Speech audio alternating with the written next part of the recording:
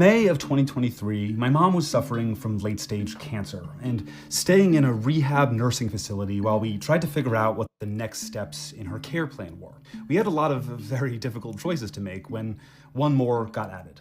A billing administrator at the nursing facility approached me to let me know that my mom's Aetna Medicare Advantage plan wouldn't cover her stay anymore. Our only options were to bring her home. She could barely walk and was on an IV drip needing constant medical care, or to get rid of her Medicare Advantage plan and switch back to regular Medicare. The basic public plan would have paid for her continued stay. That didn't make sense to me. Medicare Advantage is a privatized add-on to Medicare that was supposed to provide better care. It ended up not mattering. She died before Aetna could throw her on the street like they wanted to. Medicare Advantage is just one part of our broken system, but I want to use it as an example of why things are so broken. You might think you already get it. The American healthcare system sucks and is far too expensive. But it's not just because it's not free.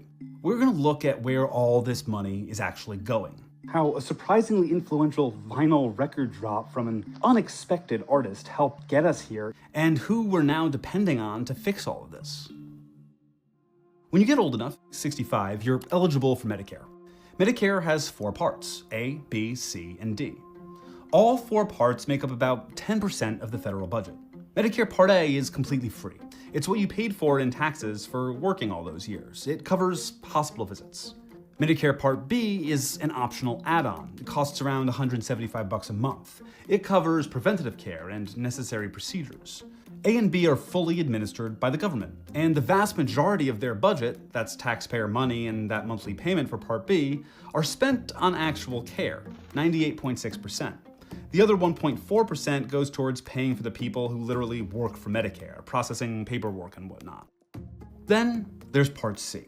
I just want to point out that the most comprehensive socialized healthcare coverage in this country outside of the veterans services is literally Medicare. And even that, you have to pay additional $175 to get preventative care. This is the most cooked nation on earth, brother. The most cooked nation on the fucking planet. What's shocking is not that someone shot a CEO for a healthcare insurance company.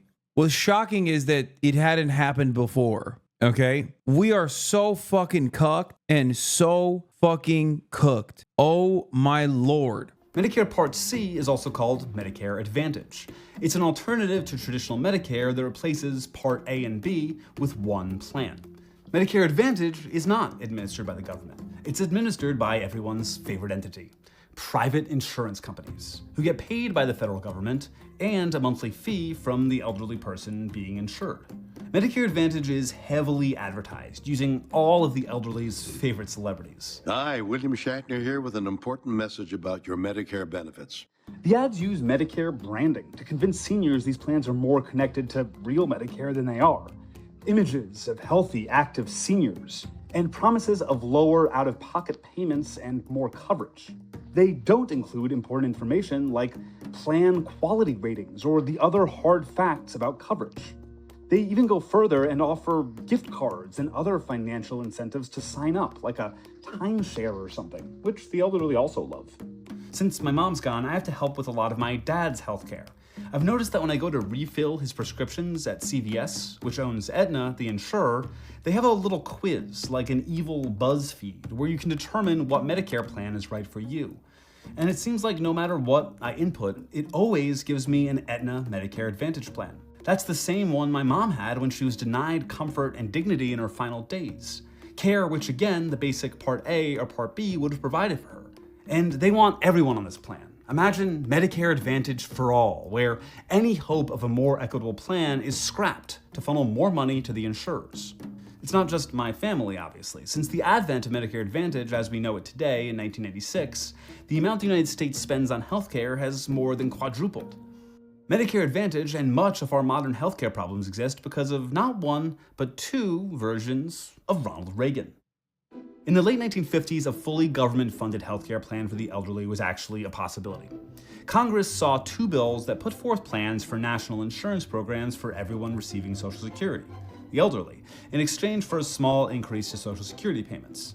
Early versions of the bill saw the plan as mandatory, but an alliance between private insurers, the American Medical Association, and others who profited off the existing system, which was already predatory, did not want to see that happen. So they released a secret weapon, Operation Coffee Cup. A key element of the campaign was this vinyl record. The AMA drafted who was then just a young actor to record Ronald Reagan Speaks Out Against Socialized Medicine. The record was sent out to doctors' wives. It was 1961, okay? Yo, comically evil. Ronald Reagan took a paycheck from every corporation before he became this fucking puppet for corporations by becoming the president. But like directly as an actor, he did this shit as well. Play for their friends to convince them not to support the healthcare bills, like a Tupperware party for predatory privatized medicine. The record attacked the plans for being controlling. And pretty soon, your son won't decide when he's in school where he will go or what he will do for a living. He will wait for the government to tell him where he will go to work and what he will do. And implored the wives to contact their congressmen to fight the bill. If you don't, this program, I promise you, will pass just as surely as the sun will come up tomorrow. And behind it will come other federal programs that will invade every area of freedom as we have known it in this country. Until, one day, as Norman Thomas said, we will awake to find that we have socialism. Reagan mocked advocates of the bill. They say, what would you do? Throw these poor old people out to die with no medical attention? That's ridiculous, and of course, no one has advocated it. I don't know, Ronnie. That sounds a lot like what happened to my mom. A version of the healthcare bills did pass, creating something similar. Like, America is not only evil, but it's also like comically evil. But with an important change. It wasn't mandatory. That left a lot of power with private insurers. Then, as president, Reagan signed the Tax Equity and Fiscal Responsibility Act, which made a few changes to that existing Medicare program. Importantly, it made it legal for Medicare to contract with private insurance companies. So in the 60s, actor Reagan gave the industry the gift of making Medicare optional. And then in the 80s, President Reagan gave them access to even the folks who were on the government plan. That bill allowed for the creation of Medicare Part C, which eventually became Medicare Advantage in 1996. Since then, we see a lot of the same arguments about why privatized insurance and healthcare is better than public. They said a government plan would be more expensive. They said it would destroy choice and give worse quality of care. And they dropped what was the scariest word of that century, communism. Universal healthcare would be using your tax dollars to support other people, they warned. Medicare Advantage, specifically, shows why each of those arguments is total bullshit. One is the expense. Does Medicare Advantage, adding privatization to a public plan, save anyone money? Well, no, it's costing taxpayers way more. Most estimates find that Medicare Advantage plans cost the taxpayer between $300 and $1,400 more per patient than traditional Medicare. And that's when the plan's working as intended. One study found that just the amount of corrupt overcharges that Medicare Advantage charges the system costs taxpayers more money than all normal Medicare programs combined. In the next few years, Americans are expected to pay nearly $1 trillion in taxpayer money for overpayments. That brings us to choice and quality of care. If it's that expensive, it must be better, right? No. Medicare Advantage denied more prior authorization requests and more necessary care than Medicare, especially in rural hospitals. And this study reads, nearly 15% of the 5.6 million denials, that's a full $150 million in denied spending, was attributed to Medicare Advantage policies that were more restrictive than traditional Medicare's coverage rules.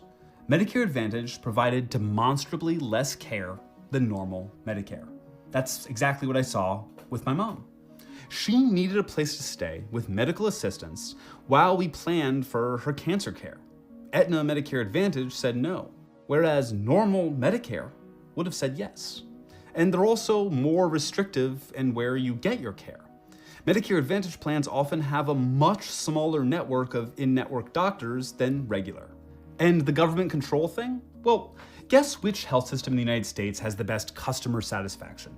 Veterans Affairs.